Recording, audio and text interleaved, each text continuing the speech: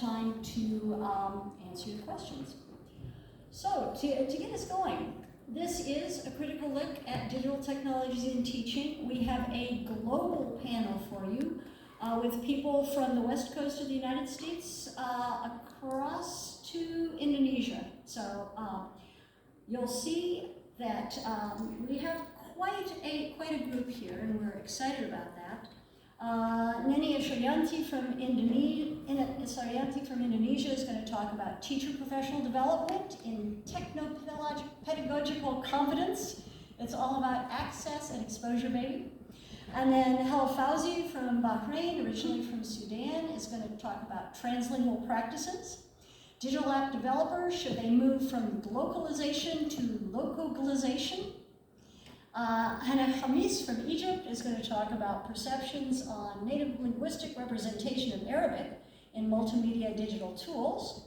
Glenda Gallardo from Peru will talk about, with so many apps and software, who is represented. And I'm Deborah Healy from the United States, from Oregon, talking about social media and new technologies. Are we doing better? So the way that we are setting this up is that after each speaker, we'll give you a few moments to post your questions, comments, etc. on the Padlet. You'll notice that the Padlet's got the names of each of the presenters here. You can also throw in a question, a more general question if you like. It's a Padlet. And then this way, if something occurs to you while we're speaking, feel free to note it in the Padlet so that we can have it all together to answer during the time for Q&A at the end. All right, with no further ado, Neni, it's yours. All right, hello everyone, I'm Neni Saryanti. I'm from Indonesia, in an island called Java Island. And I'm currently teaching at Universitas Kristen Satya Wacana, that's in Salatiga, a tiny town, one of the most tolerant cities in Indonesia. So I'm going to present an interesting survey, and it's going to talk about teacher professional development, especially the techno-pedagogical competence, and how access and exposure actually influence how the practice is being performed. So this survey, we took it from 1,544 teachers across Indonesia, and I'm going to show you the map of Indonesia to know how big the country is, and followed by 11 group discussions of 310 participants. And initially, this survey is carried out because we would like to create a MOOC for teacher professional development, especially how they use technology for teaching and learning. Now, the thing is, I was using theory of practice architectures. I don't know how many of you are actually familiar with this theory, but basically, this is what practice. So when we want a practice to happen, we need to provide the right arrangements. So the arrangement can be the doings, can be the sayings, can be the relatings. Now the thing is, for this presentation, what we say by saying is all the cultural discursive arrangement. It can be ideas, discourses in the form of sayings that will influence how a practice is going to be performed. So, and the doing is the material economic arrangement. In the case of teachers, this can go from a textbook up to scheduling, for example. Now, the relating is a social political arrangement, the relationship between the actors and non-actors in a practice. So all of this arrangement can either enable or inhibit practice. So that actually leads us to the the practice that we're looking through the survey. The practice is how teachers use technology for teaching and learning. And I think we all sort of like know already that for 21st century learning, techno-pedagogical competence for teachers is imperative in several countries, including in Indonesia. This is the discourse or the saying that's been drilled to teachers, that you have to use technology in teaching or learning. So it's expected and even to the level that it's imperative. Now, but then from the survey, there are at least two arrangements that I found. The first one is the material economic in terms of internet connection and the devices that the teachers had, and the cultural discursive arrangement, which in the form of the ICT skills and applications that the teachers actually use. Now, I promised that I'm going to show you the map of Indonesia. This is Indonesia and all the major islands. There are 17,500 islands, big and small, but this is a major island. So you can see Java right there. That's where the capital is located. That's where the most advanced technology, because that's the center of the government. So we have the west, which is more advanced. That's like Sumatra, Java, and Kalimantan. We have the central that is less advanced, I should say, and that's like Sumbawa, Flores, Sulawesi.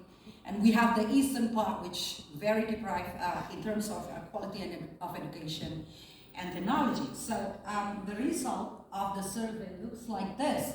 So if you can see internet connection speed, Java is being the top one with all the blue, the high speed connection.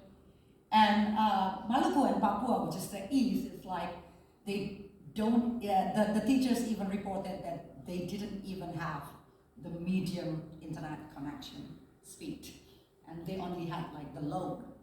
So this is in terms of, now, of course, if you want the teachers to use technology, internet is one of the material economic arrangement that needs to be provided.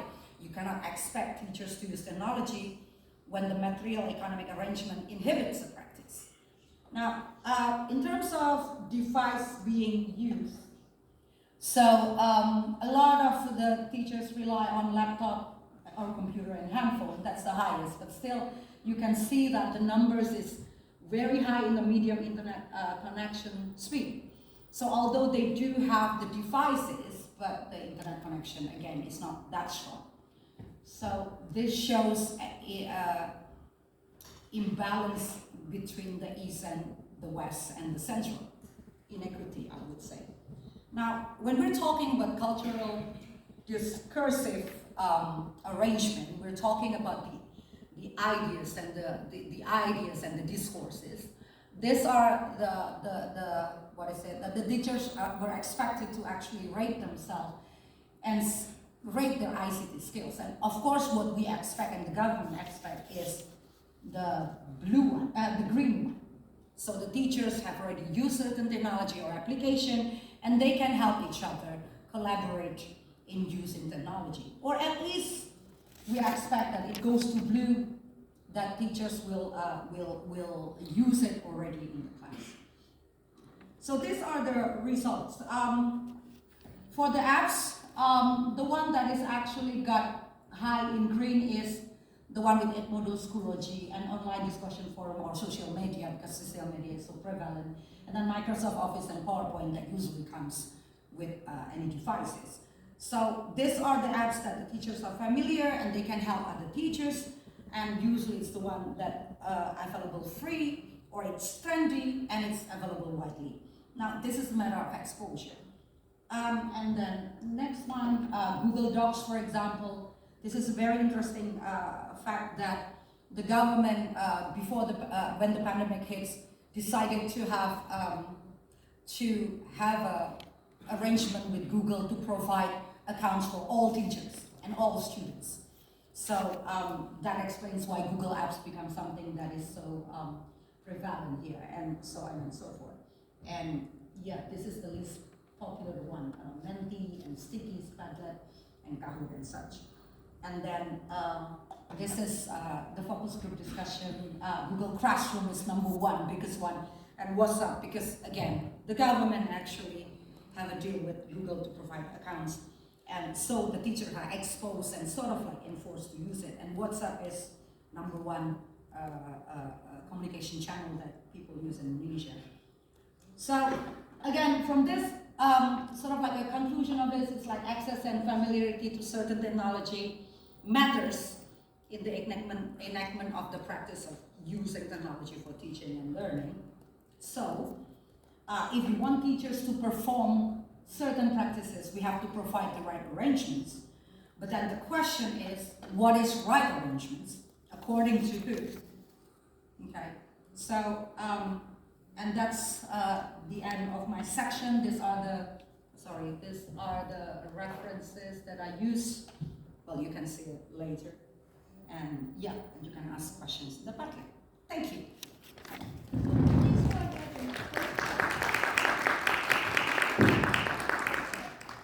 and wait a minute. I'll let people put their questions. Yeah. So if you have any questions, now's the time to post them on the Padlet. No? Okay, Helen, why don't you go ahead? People are not.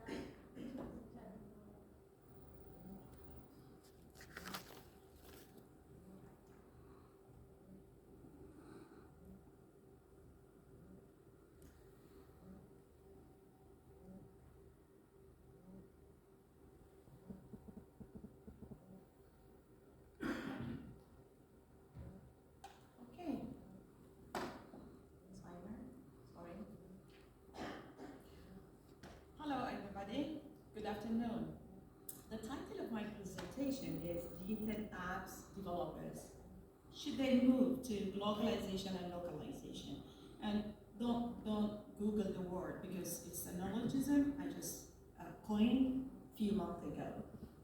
In my presentation, I will be critiquing with a deliberately critical lens the dominance of monolingual perspectives in developing digital tools and apps for users, with the perspectives of highlighting the need for web developers and designers to incorporate in their design the ideas of local context and translingual practices, and considering more input from various language varieties to be included as data sets for native speakers in the light of translanguaging as a process of meaning and sense making.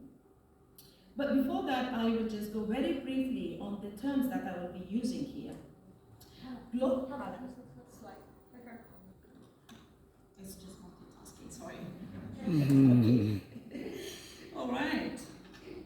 So globalization is a word that fuses the concepts of globalization and localization. It's when a product that is created and tailored to fit the individual users with their customs, with their culture, with their languages, to fit into the global language. On the other hand, localization, the word I just coined, is the adoption of the local context, the cultures, the languages, the users' needs to be adopted into the global context. So this results in a hybrid global vision, but it's with the local context is on the top. I'm sorry. Thank you. Teachers. Okay. And you might have known that. So you might have known that translanguaging is the multilingual practices of using one's complete linguistic repertoire to as a resource for producing meaning to maximize communication. So I'm tackling translanguaging here as a communication, not about language, because what makes a language is what people chooses to use it for. And these people today, they are the total of 5 billion people who are using the internet today. They are using the metaverse to communicate, to engage with one another, where the main principle is decentralization. They are using the metaverse and Web3, where the key principles and key terms are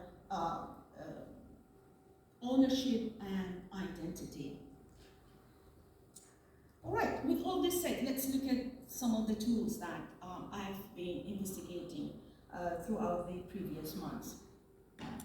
Today we have almost 7,000 languages around the world, but unfortunately Google searches only very limited language, and it's very evident that the representation of most of these languages is sparse. Again, automated translation, Google, which is on the top as usual, comes with 109 languages only translated. In their article, Digitally Disadvantaged Languages, Zouk Hussein and Molly state that digital corpora are unavailable or do not exist to develop machine translation and search functions due to lack of basic digital support like phones and keyboards that allow speakers to develop online content, and they believe that this is a vicious cycle. If we look into Nate Leaf's comics, where languages are very limited for users to create comics, and also if we look at Duolingo, which according to the World Economic Forum is used by more than 150 million people around the world, but still, it supports only 23 languages. Looking into the gaps in language access in terms of contributing to language extinction, inequities in the digital sphere seem to be a fact. According to UNESCO's latest report, from 50 to 90% of language diversity is stated to be lost this century. And Web3 text data revealed that the number of languages, notably French, Spanish, and Chinese with all its formats, are all underrepresented in the web content compared to the people who speak these languages. Taking only one example from the gaming industry, when Wordle started, the non-native English speakers found the word very frustrating, and they were competing, challenged and competing with millions of people who were playing the original version of Wordle, but not with many teething problems. Web developers and designers started creating different versions of Wordle in their own languages. So you can see here Urdu, Arabic, Portuguese, Spanish, French, and Welsh, Cymric, and even in indigenous languages. So that's I think, a positive point here. The tool itself sometimes dispenses information through its design. It instructs us users how to use it. For example, why is it a tweet of 280 characters? Why do we need to swipe left and right if we want to use any of the apps on our phones? Sometimes we find that the design itself is a little bit arbitrary or derivative of a similar one. Either way, we don't have any say in how the tool works. Tools such as word processors, autocorrect, spell checkers, and predictive typing can speed up typing, but also degrade a language's orthography and patterns of respectful address if developed without appropriate care. The increasing use of artificial intelligence extends correctness to automated captioning as well as writing and speaking. So grammar checkers are set to specific varieties that developers call standard and flag anything that deviates. This is an example of how Grammarly tried its best to suggest to me words when I was writing a POT report to our colleague. And I think all tools that do this must be questions. why? I'm just using, I really need this word. Why are you suggesting another word for me? So this is also part of the need of more input for various language varieties. Right, Chrome, version 99 came up with, brought with it the advanced handwriting recognition application, which recognizes human handwriting online at the same time, using simultaneous languages,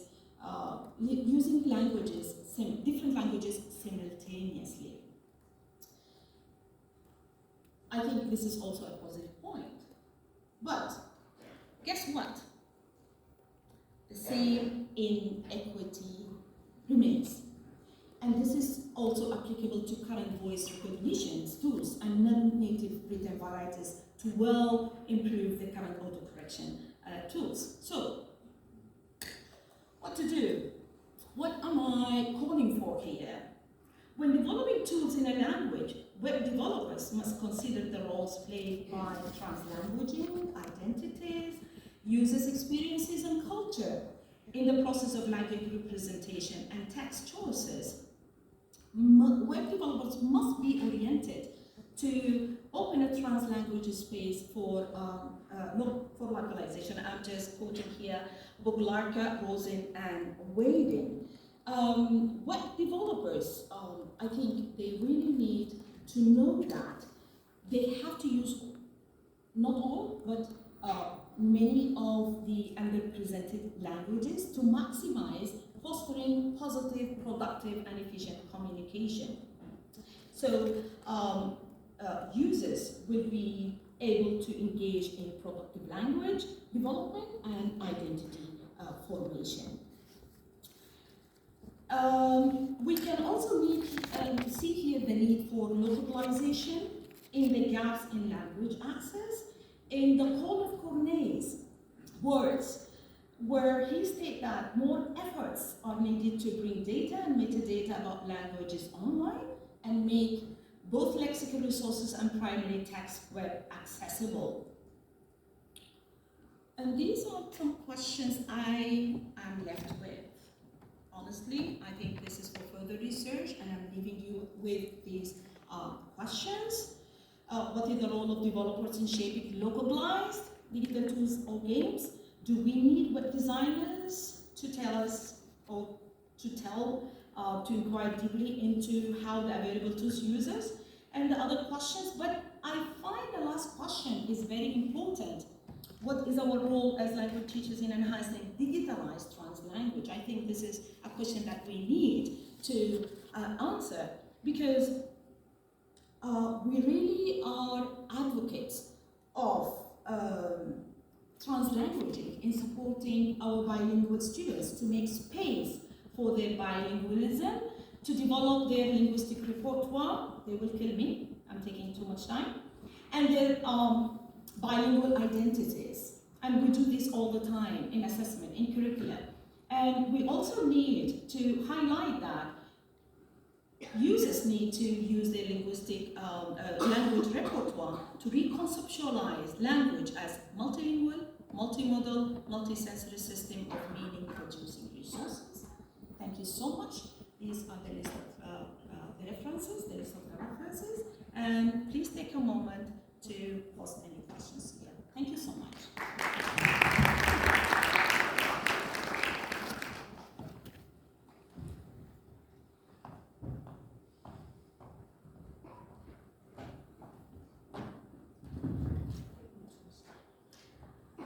Ladies and gentlemen, thank you, Hannah. And it's I'm just thanking everyone here, and we got a few seconds to type any questions for Hannah and general questions to the panel.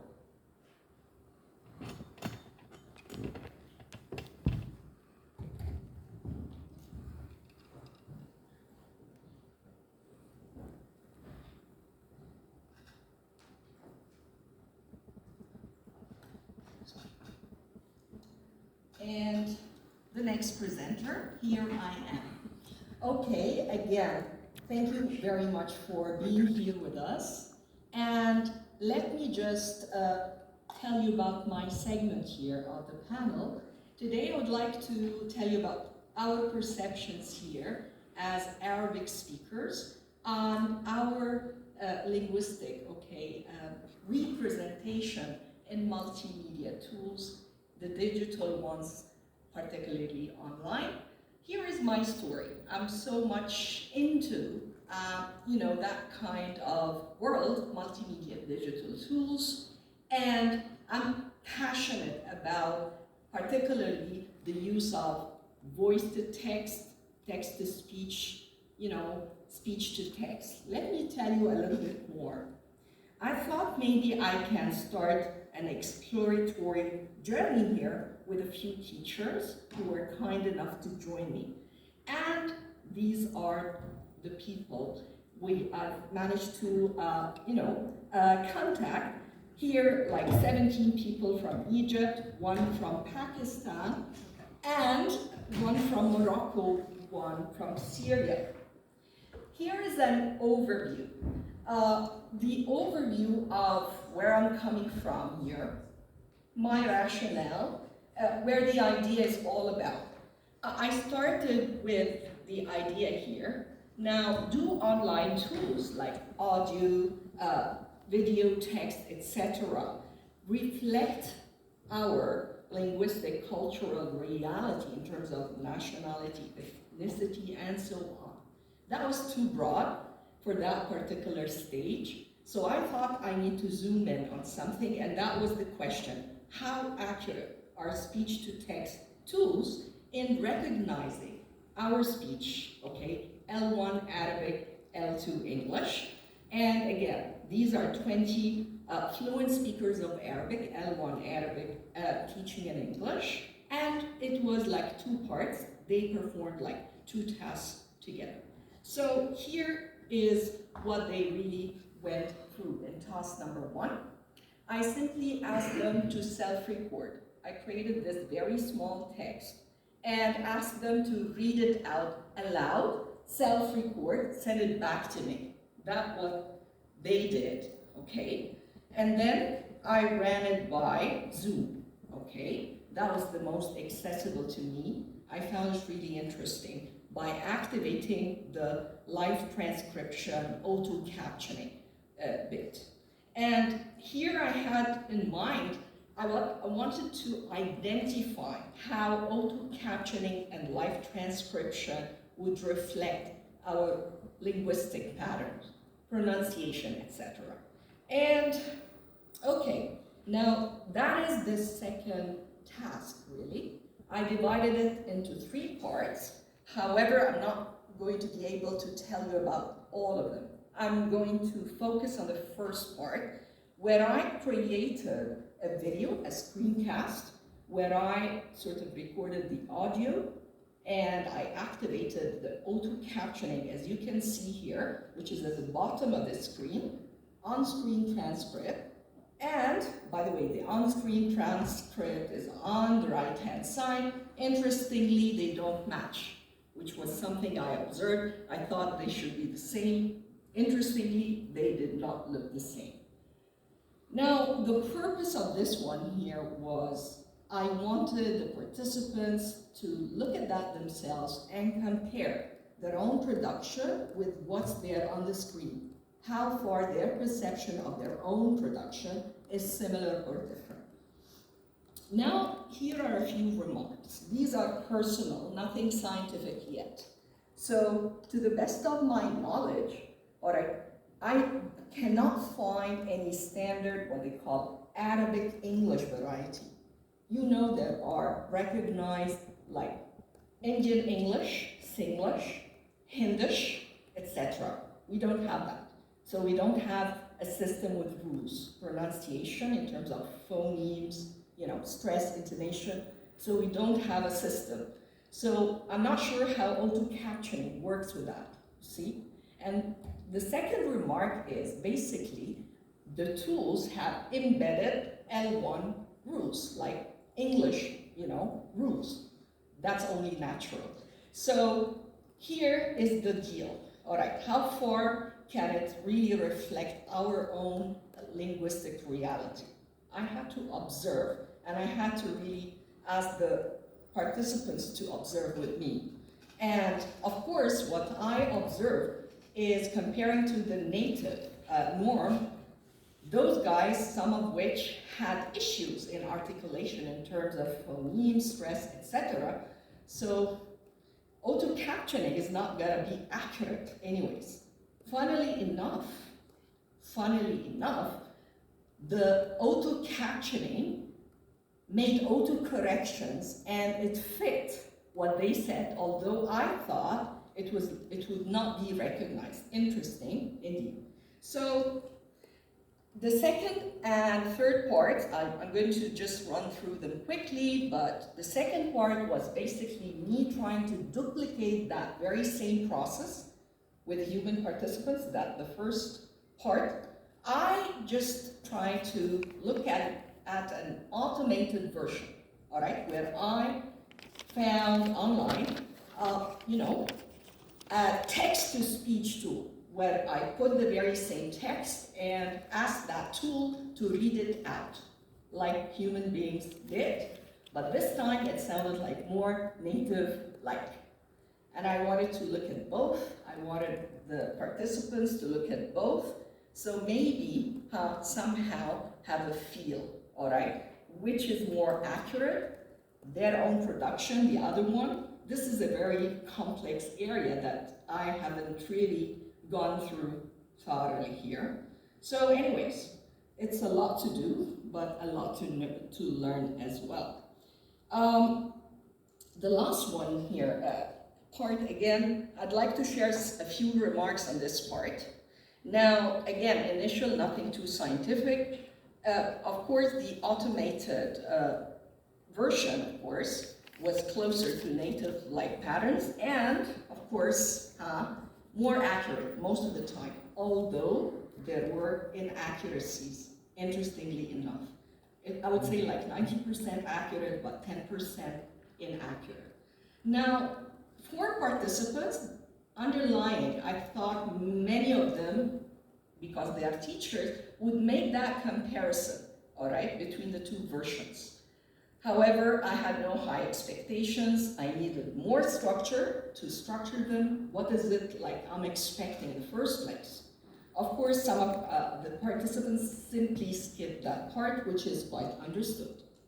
Now, I had this very quick survey I won't get into. However, that survey, among other things, it just focused on 3 items here that reflected, okay, their own perceptions related to the 2 tasks they sort of performed. And I believe I need to work more on that to make sure I'm getting real, a real feel for what's more accurate, not just like random thoughts. And basically, that was the whole journey of exploration I got through, and it was really interesting. Here are my preliminary conclusions indeed. Well, I believe, strongly believe, that any sufficiently advanced technology is like magic. Really, it's magical. Looking at this world was flabbergasting. I was like, okay, that kind of technology really is amazing. So, something else here. Well, every once in a while, a new technology, some problem, a big idea turns into an innovation. So who knows how things will be in the future.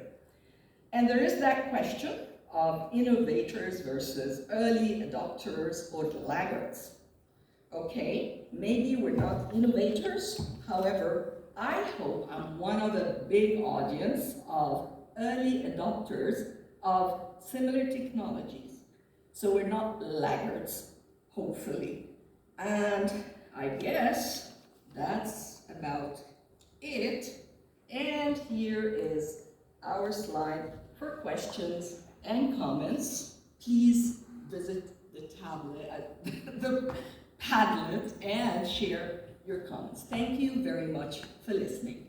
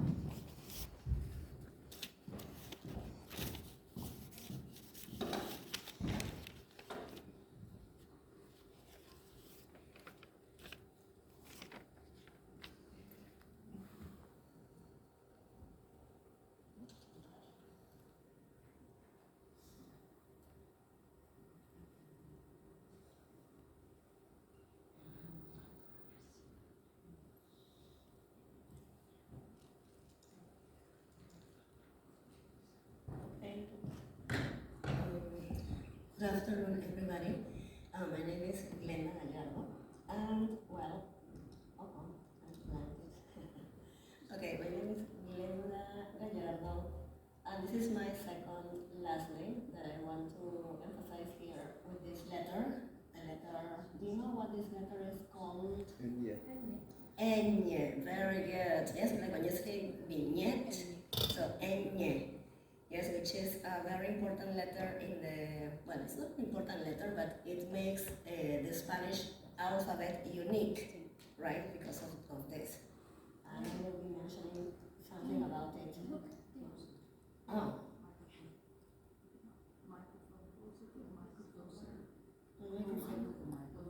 Closer?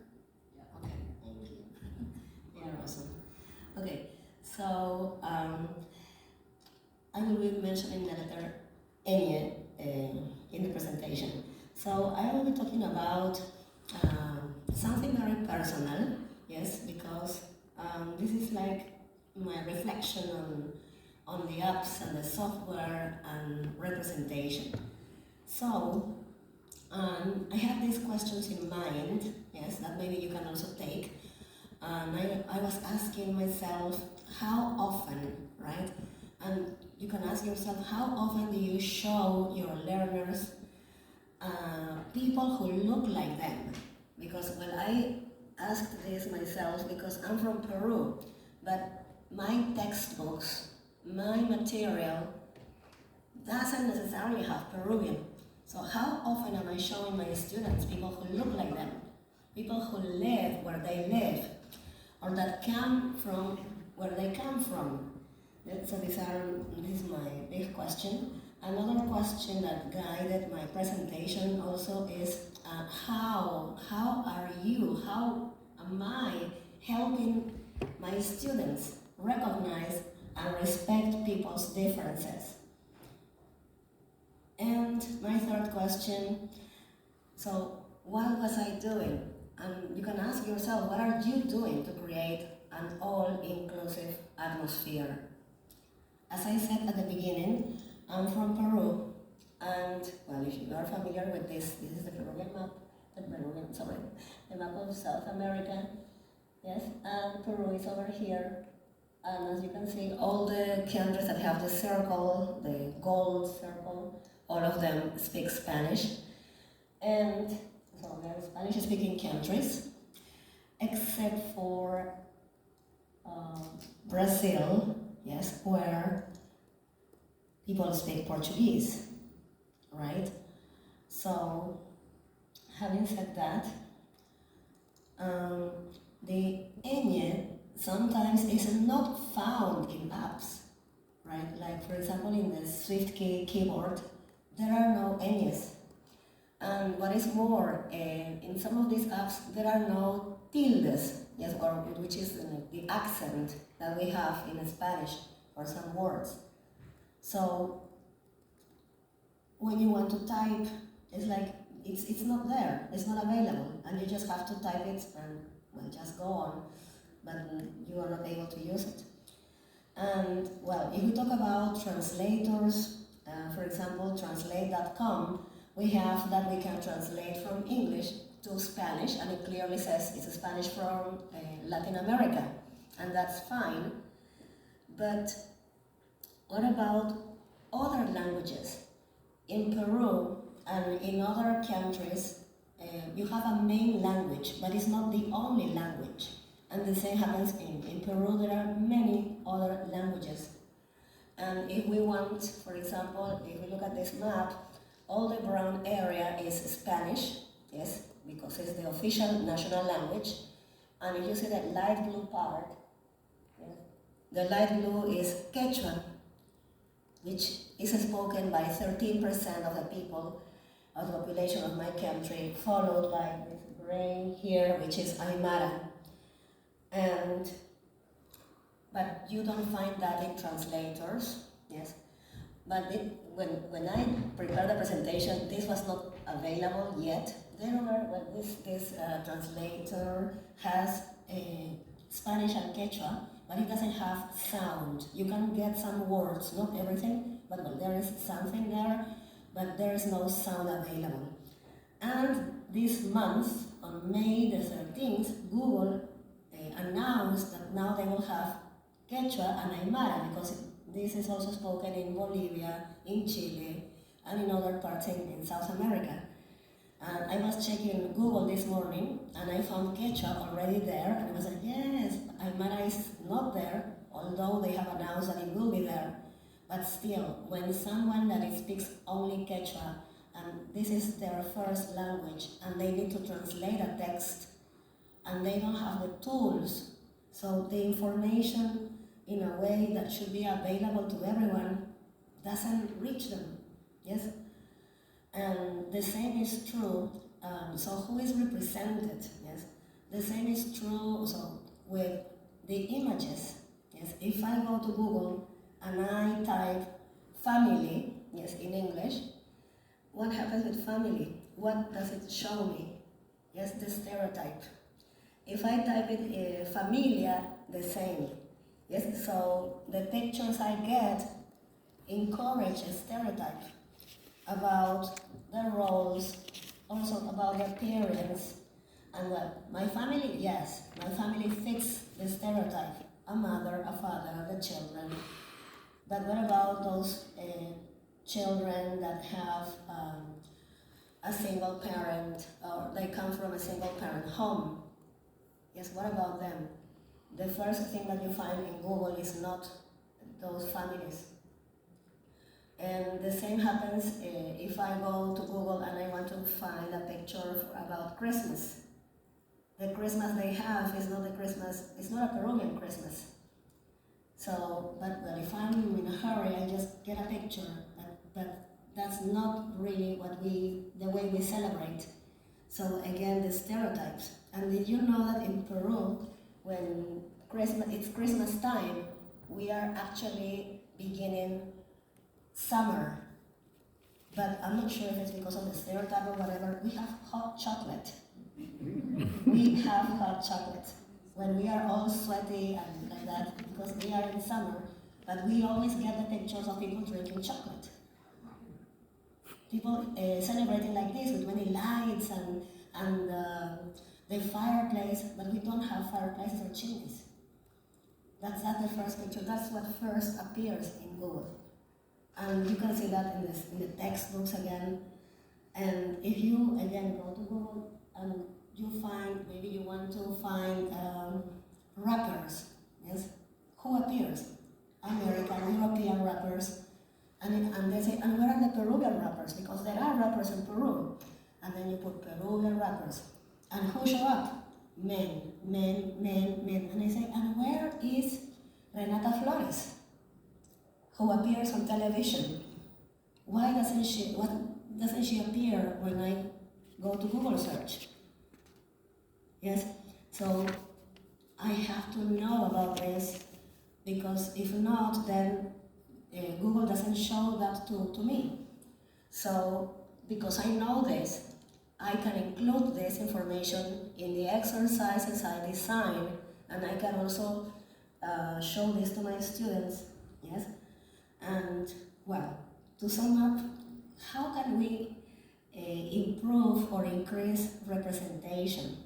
Yes, and the first thing that I want to share with you is that we have to learn about our own culture, and we have to love it. Yes, and be ready to talk about it. And I love my culture, and I do as much as I can to have that in my classes, in my sentences, in the texts, wherever I can. So I'm teaching English, but I don't forget I'm Peruvian. You are Peruvian, because my students are Peruvian mainly. I don't have students from other countries. And then, second, we need to know about the community in which we live. Yes, what's important about that community? What's special? How does it connect to and reflect to the cultures that lived there in the past and today?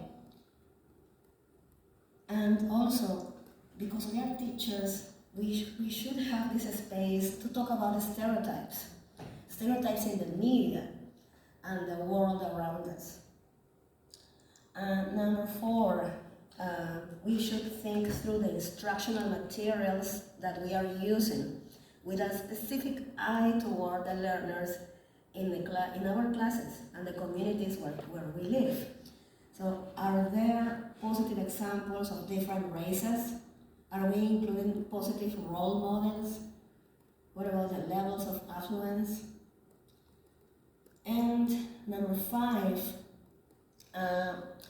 we should take a look around our classroom also, if you teach young learners maybe. Does the decoration reflect the languages and cultures of the students in your class? If not, we can ask our learners to create something. And last but not least, we should think hard about our pedagogy. Yes, does your teaching strategies make learning less or more accessible to some than others? Are there specific things that you can do or can avoid doing when you welcome your students, for example? So there is lots of food for thought. And well, that's it. That's my part. So thank you very much. Any questions? You can also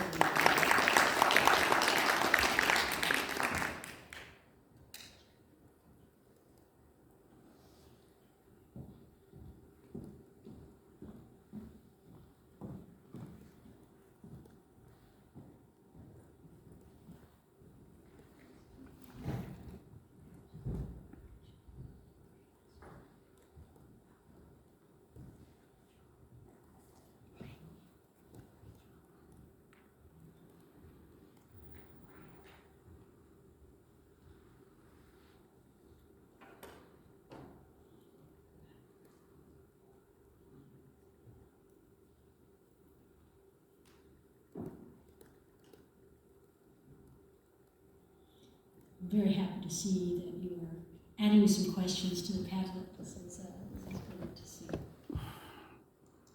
Okay, you're very happy now to see the slide that says last presenter, I'm sure. Okay, I'm Deborah Healy again. I'm going to talk about social media and new technologies. Are we doing better?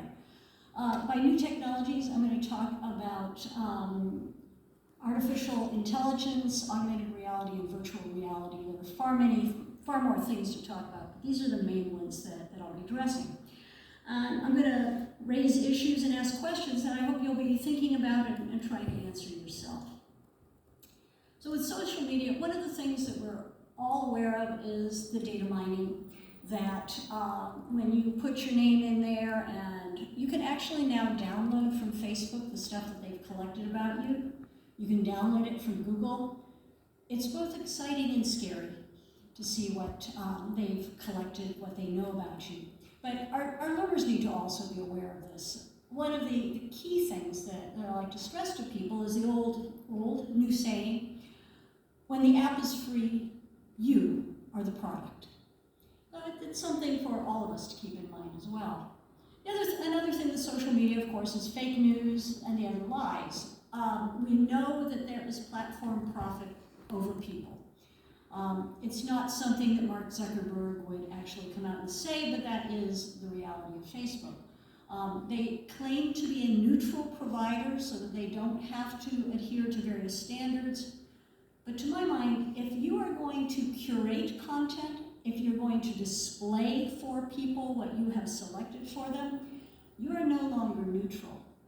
And this is something that is very important for all of us to keep in mind and for us to make sure our learners are aware of as well. What Facebook and others like to do is put the onus on users.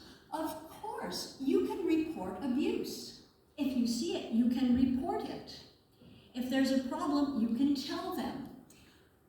It's not that they are responsible for making sure that their content is right. And when you think about the moderation that they've done, one of the things that people have talked about is the genocide of the Rohingya, and that Facebook was in some ways complicit in this because they did not have people who could understand the posts that were going out there that were urging murder. So it is something that's happening and our learners need to be aware of. One of the things that's really striking for me is the emotional harm, of course, that social media can do. We want our students to be part of the world. We want them to share their ideas. We want them to do all of this. But at the same time, you know that if you like something, if you view something, you're going to see it again. If that something was traumatic to you, you're going to see it again. Because you were there once, you'll see it again. So it's something to be very aware of. Bullying with social media. I think a lot of people who post on social media are thinking about themselves and just having a good time and posting. And it's sort of, it doesn't really matter. But people who read the posts about themselves on social media read it extremely personally. And this is where you get cyberbullying and occasionally suicide from it because it's read personally, even if it isn't posted with personal animus in mind. Predatory behavior is one that I think is especially important for us as language teachers because our learners may not have the language skills to read between the lines, to understand what someone is saying when they are being a little less direct about wanting access to things they shouldn't have access to. They can't really understand all of the things that are being said necessarily, and so they may find themselves caught up in something and not able to get away from it. So a real question for us is, how do we protect our learners online? How do we make them not only tech savvy, but tech wise?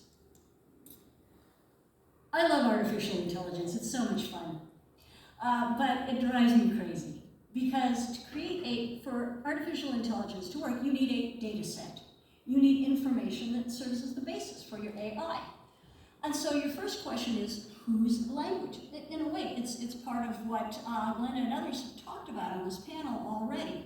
If your language is not part of the data set, it's not going to be represented. And if you have pronunciation, well, if it's not based on your pronunciation, you're going to be perhaps negatively affected by how it responds to you. Or if your personal target pronunciation isn't what your AI assistant believes you should be targeting, there you are. You're getting what the AI and the developer think you should do. And so one of the questions is, how do we make sure learners understand the limits of AI advice? Now, AI can be useful too, but I think one of the things with data sets, one more thing with data sets to keep in mind is that data sets that are built from language corpora, and Kaliskan Islam and others talk about this, if it's built from human language corpora, it will have every human bias within it. And your AI will then reflect the human bias that it was built with. Witting or unwitting, we are biased people. The other thing that I like to think about with AI is this idea of artificial authority. When we allow the developers to create what's correct, when we allow people who are technicians to decide what good language teaching looks like, this is maybe not what we want. And if a bot always corrects your student papers, what are you learning about your students? However, on the very plus side, Using AI to correct drafts of writing may allow your learners to get feedback of some sort on 5 drafts of a paper, where us as teachers, we are not going to read 5 drafts of a paper in order to give feedback before the final draft. So it has some virtues, but how do we balance what it can do with privacy and, of course, equity? If our learners aren't represented, what are we going to do? Now, another thing, I have to admit, I play Pokemon Go. My granddaughter got me into it, and I play it even without my granddaughter playing it with me. So, you know, it's not like I don't like AR. The augmented reality and virtual reality, the thing for us in language teaching is who creates it? Who sets the tags? Now, there is a cool program called Metaverse, which allows teachers, it's geared toward educators. It wants teachers to create AR in their classroom. If the name Metaverse is familiar to you, it's because it's from Facebook. And of course, Facebook will always have our best interest at heart. So, you know, much as I like Metaverse and am trying to learn more about it because I think it's pretty cool as a way of creating AR, I have deep distrust of it. It's free, and it's from Facebook. Okay, when we look at virtual reality, here again we have a question of who is represented. You can see my avatar in Second Life. I look just like her. I mean, young, svelte, you know, well balanced, shall we say, proportionally. You know, I can't find somebody old like me, and certainly Heike Phillips swears that it is possible to find fat, ugly, and wheelchair-bound avatars in Second Life. I couldn't, but, you know, maybe I'm just not very good at it. So if you don't have choices of people that look like you, you're working off of someone else's image of what you should look like. And how much control should learners and teachers have over our AR and VR worlds? And I'm not going to get into VR and the expense and the isolating potential of it if you don't have a way of doing VR in a group, but those are other things that one could discuss. How many of these people can you recognize? Can anybody recognize all 4 of them? And you guys don't get out much, do you? Okay, how about one of them? Yeah, you should be able to recognize at least one of these. These are CEOs of major tech companies, Microsoft, Google Alphabet, which is Google, Facebook, and the desiring to be a tech magnet of Twitter, Elon Musk. So these are the people who are the CEOs. We have 2 Indian Americans, a pale American, and a South African American here. Who is being represented in the executive suite? These are all people with privilege. So people with privilege are being represented. They're all guys. When we look at who's designing, who's creating content, who's creating the tools that we use, this is where I think we have a problem. And as teachers, we need to do something about it. So finally, we can talk about all the different possibilities. And I don't know how many of you may remember educational TV. I don't know if anybody else is old enough here to remember that. It was going to be the best thing for education ever. I learned French with educational TV. But then, you know, it faded from popularity. Microcomputers were going to change education forever for the better. The internet, Mosaic with Web 1, Web 2, Web whatever we're on, all were going to change education and be wonderful. Well, I mean, I've been involved with technology and education since 1984, and tech does not change education. It's people and the way we use technology that create change. As Chris Jones put it as the title of his 1986 article, it's not so much the program, more what you do with it. If we want control, we want our learners to have control, we need to take control. It's up to us. So thank you very much. Now, we'll give you a chance to put in some more comments, and then we'll answer some questions.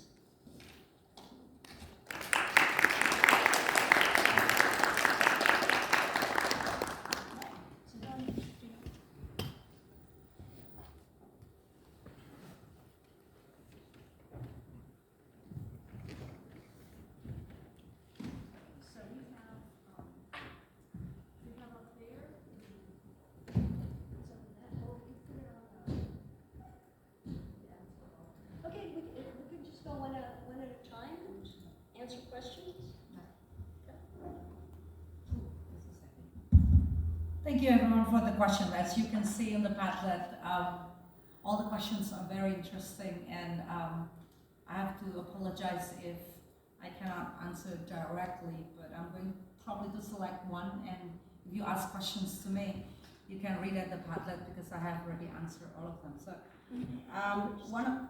one of the interesting questions that I got is the last one. It's about school curriculum and mentioning of text-based teaching, and that's something, an arrangement that is a saying arrangement, so to discourse. So Indonesian government is going to apply a new curriculum in this August, with the regulation being published only in February. So it's a quick one, but I'm one of the facilitators for 5 schools that will apply a school-based curriculum.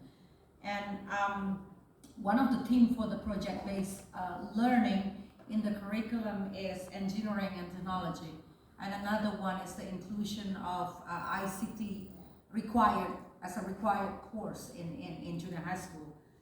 But the discourse of tech-based teaching is very strong in the in-service teacher professional development. So the government actually have a TPD program that will enable teachers to be standardized and to get incentives. And one of the materials that is being repeated, because I was also the instructor in that, is a TPAC. Every lesson plan must have TPAC feature in it. So that's being, that is a cultural discursive arrangement in terms of discourse. So it's being drilled to the teacher that they must use technology. So I think that's my answer to the question about any mention of tech-based teaching. The other two, I think it's already there. So, Hala? Did you want to add anything to your response? No, I think I'm done. Okay. Yeah. All right. So we'll see if there's anything else. Hannah, did you want to? Well, I basically answered the questions here, and somebody made a great suggestion here. Somebody asking about if I did any research on the accuracy of speech-to-text for L1 English speakers and how it compares with your study. Remember, I'm not at this stage of the study yet, okay? So I need to do my part homework before I look into the other side. This is my initial list. I posted my initial, resources for further, investigation. This is my side. And thank you for the suggestion again. So then open the last one.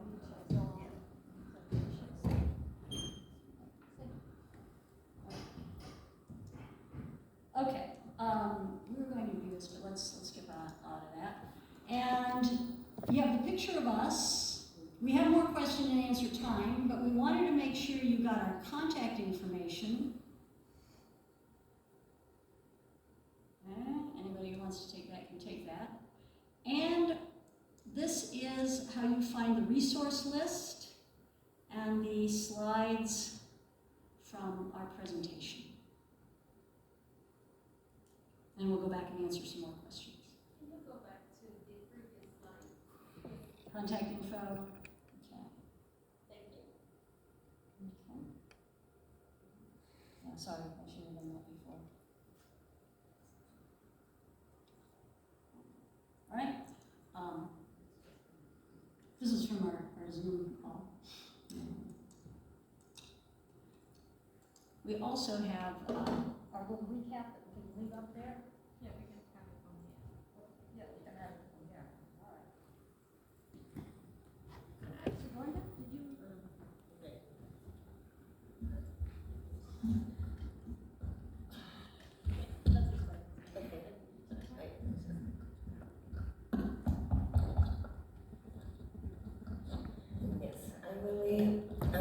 questions one by one, but I had a question I don't know an answer for, but I wanted to concentrate on the second one that asks me if I can explain the connection of teaching English and fostering local languages and culture. And well, as I have put here, I feel that when we learn English, we can learn English, but that doesn't mean that I have to lose my personal, my social and cultural identity. So I can still keep that while I'm learning a language, right? So I don't need to change my name into another name, or maybe include texts about other cities. Of course, I can show other cities, but why not also maybe the text is in English, but it's about a city in Peru. Yes, and so still I'm learning. So I'm not, it's my identity, my information, but now in English. So I feel that it's important that we do that, yes, and that also validates where we are from, who we are, and it's not just like, okay, it's English, and now we have to talk about just York or Belfast or other cities and forget the cities that we have and our culture. So basically that. Yes, Glenda, I can clearly identify, relates with your situation. By the way, I'm Ruth from Saudi Arabia, and live in Saudi Arabia. We've had the same problem years back, like 10 years ago. Driving, the idea that all these driving, smoking, pub, in the textbooks, and then the students and the supervisors would say, haram, haram, that's not correct. You should not be showing that to our students. So what the move was from the university was that we contacted publishers to produce Saudi Arabia edition of textbooks, and that is when we were able to to teach with openness and with confidence using now we're using OUP, okay, and there's a special edition just for Saudi Arabia students, where the culture is represented, is culturally sensitive. Okay, we cut out all the things that are not supposed to be in the textbook. So what I've commented in Glenda's Padlet was that it's an interesting topic, but it's still. I think the role of the institution, the educational institution, as well as the publishers, Yes. is really important. The collaboration. Yes, it has to have, we should have a collaboration. Because of course, we would like to see our students being well represented, and not only that, the culture. Okay, the culture. Yes. Teaching. Yeah? Because we can learn English and still feel we are Peruvian, and we don't need to forget where we come from. I relate to that in a deeper level. I'm Brazilian. We don't speak Spanish in Brazil. So thanks for showing that.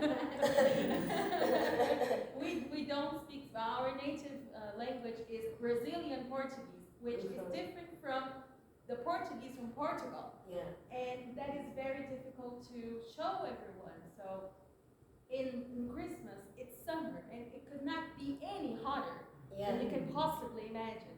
So there is no hot chocolate as well, or snow, or pajamas, and so that was amazing. I really liked it, and I relate to that. And just to follow up, by the way, we drive now in Saudi Arabia. I do. Do what we did again with that big change. So they have to, give produce another edition. So there are already pictures in the textbook. Women driving. That's wonderful. Wonderful. Yes, I would like to see that too. Are there any other questions from the audience? Yes. Well, there is no for that. No, I have no question. Yeah, the question was, am I currently using Metaverse to teach? I'm not using it yet. I'm still figuring it out.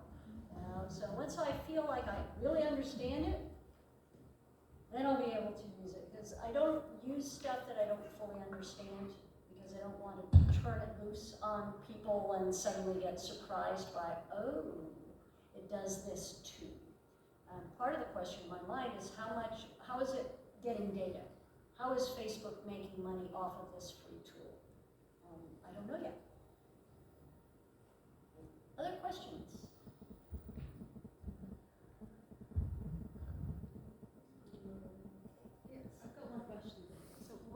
go from now? So what's your, any plans in the future? You've found all these. So where is this going to bring you?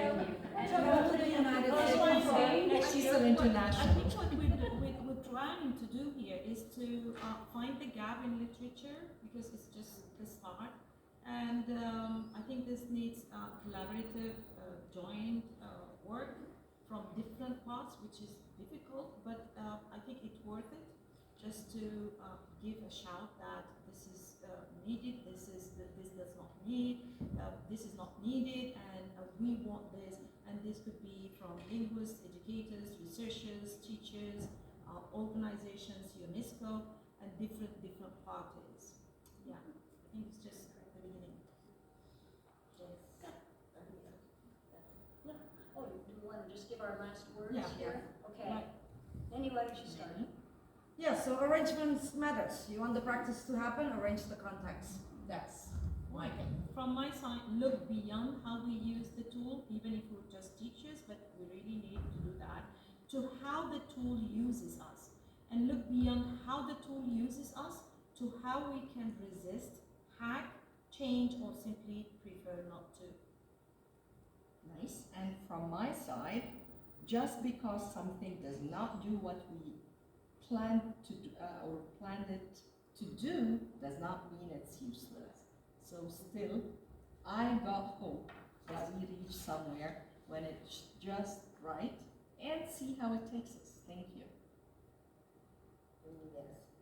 In my case, I feel that we need to empower ourselves, right? It's us, right? It's not like we have to wait for someone to come and find a book or someone that starts doing it.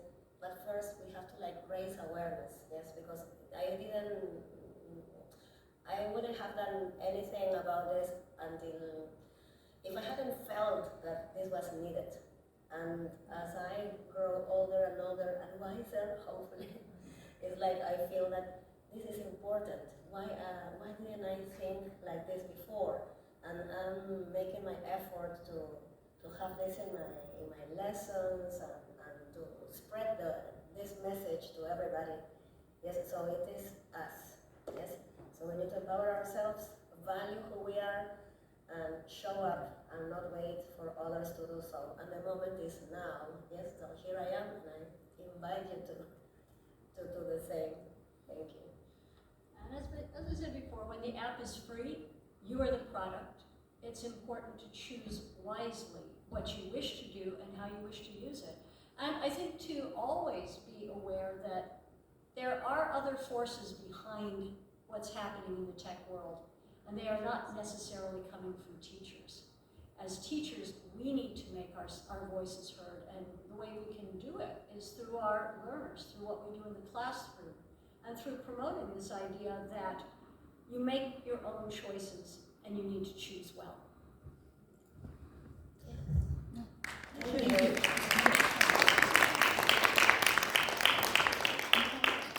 Oh, we have a question? No, sorry, could you just show the slide, the link to the slides, please?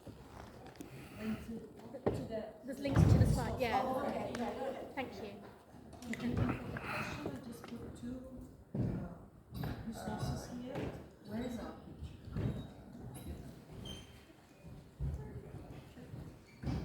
Yes, thank you. Yeah. The resource list has a lot of stuff on it. So please do take a look at the resource list.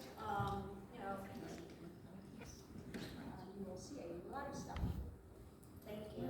Thank you So much. so much. Thank you for coming. Thank you for coming.